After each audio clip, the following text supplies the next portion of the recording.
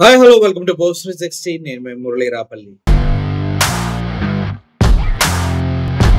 Election commission పైన దేశవ్యాప్తంగా అనేక రకాల కంప్లైంట్స్ రావడం జరిగింది. ఎన్ని కంప్లైంట్స్ అంటే అన్ని కంప్లైంట్స్, లెక్క పెట్టలేని కంప్లైంట్స్.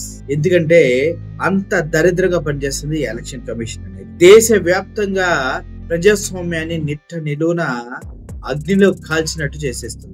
రాజ్యాంగ విలువల్ని ఉప్పు పాత్ర పెట్టి 100 అడుగుల భూస్థాపితం చేసేసింది ఈ ఎలక్షన్ కమిషన్. ఈ క్రమంలోనే బీహార్ లో స్పెషల్ ఇంటెన్సివ్ రివిజన్ ఇప్పుడే చేయాలా అంటే మరి ఇప్పుడు చేస్తేనే కదా బీహార్ లో సెప్టెంబర్ లో అక్టోబర్ లో ఎలక్షన్స్ ఉన్నాయి ఈ సంవత్సరం లాస్ట్ మంత్స్ లో. ఆ క్రమంలో అక్కడికి వెళ్ళి ఉన్న ఓట్లు తీసేసి కొత్త ఓట్లని యాడ్ చేస్తే తప్పించి బీజేపీ గెలవలేదు కదా.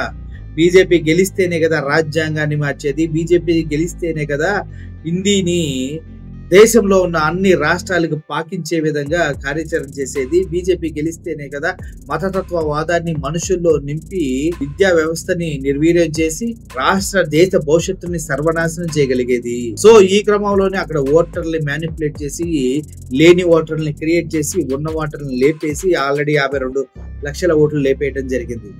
గేమ్ ఆడుతుంది ఎలక్షన్ కమిషన్ తో కలిసి బీజేపీ. కానీ ఎలక్షన్ కమిషన్ కి ఎక్కడ సిగ్గు లేదో అనేది ఎవరికీ అర్థం కావట్లేదు. ఈ క్రమంలోనే బీహార్ ఎలక్షన్ ముందు చేపట్టినటువంటి స్పెషల్ ఇంటెన్సివ్ రివిజన్ అంటే జాబితా ఏదైతే ఓటర్ల జాబితా సవరణ అనే ఉందో దాన్ని సవాల్ చేస్తూ ఎన్నో రకాల కేసులు అనేది ఎలక్షన్ కమిషన్ పైన ఫైల్ అవడం జరిగింది. వాటన్నిటికీ ఈ రోజు సుప్రీం కోర్టులో విచారణ జరగనుంది.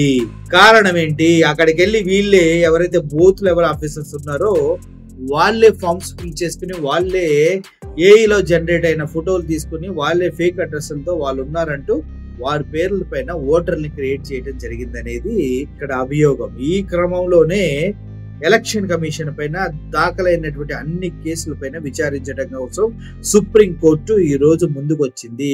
గతంలో కూడా ఈవీఎంల మ్యానిపులేషన్ పైన ఈవీఎంల పనితీరు పైన సుప్రీంకోర్టు అనేక ప్రశ్నలు అడిగినప్పుడు కూడా సమాధానం చెప్పకుండా ఇవి చాలా కాన్ఫిడెన్షియల్ అని చెప్తూ ప్రజలని అదేవిధంగా కోర్టులని అదేవిధంగా నాయకులని ప్రతి ఒక్కరిని మోసం చేసుకుంటూ వెళ్తుంది ఎలక్షన్ కమిషన్. ముఖ్యంగా చెప్పాలంటే పోలైన ఓట్ల కన్నా ఆంధ్రప్రదేశ్ లో 53 లక్షల ఓట్లు ఎలా వచ్చాయని దానికి ఇప్పటి వరకు ఎలక్షన్ కమిషన్ దగ్గర సమాధానం లేదు. అప్పుడు ఎలక్షన్ కమిషన్ గా పనిచేసినటువంటి మీనా అనే ఒక దౌర్భాగ్యుడు చేసినటువంటి దరిద్రమే ఇదంతా. అతను ఎలక్షన్ కమిషన్ గా ఉండి బీజేపీ కోసం పనిచేశాడు, అదేవిధంగా కూటమి కోసం పనిచేశాడు. ఆ తర్వాత ఎప్పుడైతే ఎలక్షన్ పోల్ అయిన తర్వాత 45 రోజుల వరకు ఉండవలసినటువంటి వీవీ ప్యాడ్లు కానీ ఈవీఎం మిషన్ లో డేటా కానీ కేవలం 10 నుంచి 15 రోజుల్లో మొత్తం డిలీట్ చేసిన పరమ దుర్మార్గుడు ఇటువంటి వ్యక్తి పైన కోర్టులు ఇప్పటి వరకు ఎందుకు చర్యలు తీసుకోవట్లేదు అర్థం కావట్లేదు. కానీ దీన్ని వెనుక నుండి మ్యానిపులేట్ చేస్తుంది మాత్రం అత్యంత బలశాలిగా చెప్పుకునే బీజేపీ పార్టీ, దానికి సంబంధించినటువంటి అధికారులు, అనుబంధ సంస్థలు అయినటువంటి RSS ఇవనే విషయము అందరికీ తెలిసిన విషయమే. ఈ క్రమంలోనే ఈ రోజు స్పెషల్ ఇంటెన్సివ్ రివిజన్ అంటూ వెళ్ళి 52 లక్షల ఓటర్లను తీసేసి వాళ్ళకి ఇష్టం వచ్చినటువంటి ఓటర్లు బీహార్ ఓటర్ల జాబితాలో చేర్చినటువంటి ఎలక్షన్ కమిషన్ కి వ్యతిరేకంగా అనేక రకాలైనటువంటి కేసులు చాలా మంది పెట్టడం జరిగింది. అందులో ఆర్జేడీతో పాటు ప్రస్తుతం ఉన్న అనేక రాష్ట్రాల్లో ఉన్నటువంటి నాయకులు కూడా ఎలక్షన్ కమిషన్ పైన కంప్లైంట్ చేయడం జరిగింది. అయితే ఎలక్షన్ కమిషన్ ఎప్పుడైతే ఈ స్పెషల్ ఇంటెన్సివ్ రివిజన్ అని చెప్పిందో అప్పుడే కోర్టు క్లియర్ గా చెప్పింది దీంట్లో ఏమన్నా మతలబు ఉంటే మాత్రం ఈ తొక్క తీస్తామని చెప్పింది. ఏం మతలబు లేదంటూ వెళ్ళి కూడా అక్కడ 52 లక్షల ఓట్లు తీసేసింది.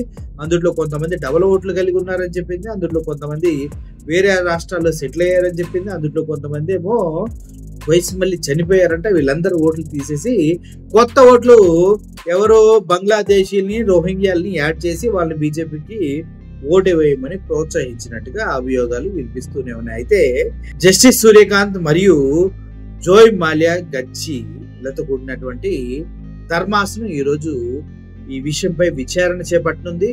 ఈరోజు మధ్యాహ్నానికల్లా దీనికి సంబంధించినటువంటి క్లారిటీ అనేది రాబోతుంది. ఎందుకు ఎలక్షన్ కమిషన్ ఇలా కుక్క బుద్ధితో ప్రవర్తిస్తూ ఉంది, ఎందుకు ఇలా మళ్ళీ ఇటువంటి స్పెషల్ ఇంటెన్సివ్ రివిజన్ అని ముందు ఆ తర్వాత ఇంకోటను ఎందుకు చేస్తుంది? ఆల్రెడీ రాహుల్ గాంధీ గారు అన్ని ఆధారాలు ఉన్నాయి ప్రజల్లో పెడతామని చెప్పారు. ఎంత స్ట్రాంగ్ గా చెప్తా అంటే 100% ఆధారాలు మా దగ్గర ఉన్న ఇక పైన మీ ఆటలు సాగు అంటూ ఎలక్షన్ కమిషన్ కి రాహుల్ గాంధీ స్ట్రైట్ గానే చెప్పడం జరిగింది. మరి ఈ క్రమంలో ఏం జరుగుతుందో వేచి చూడాలి. ఈరోజు సుప్రీంకోర్టులో ఏ విధంగా తీర్పు వెలువడుతుందో కూడా వేచి చూడాల్సిన అవసరం ఎంతైనా ఉంది.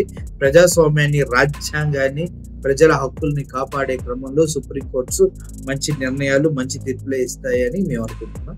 కోర్టుల పైన, వ్యవస్థల పైన నమ్మకం ఉంది. అప్పుడప్పుడు నమ్మకం కూడా సరళిపోతుంది. ఎప్పుడైతే ఒక జడ్జి దగ్గర కోటాన్ని కోట్ల డబ్బు ఒక కిచెన్ లోనే మూలిగిందంటే అర్థం చేసుకోండి వ్యవస్థల్ని ఎంతగా మేనేజ్ చేస్తున్నారని. Thank you for watching this video. Signing off. Thank you so much.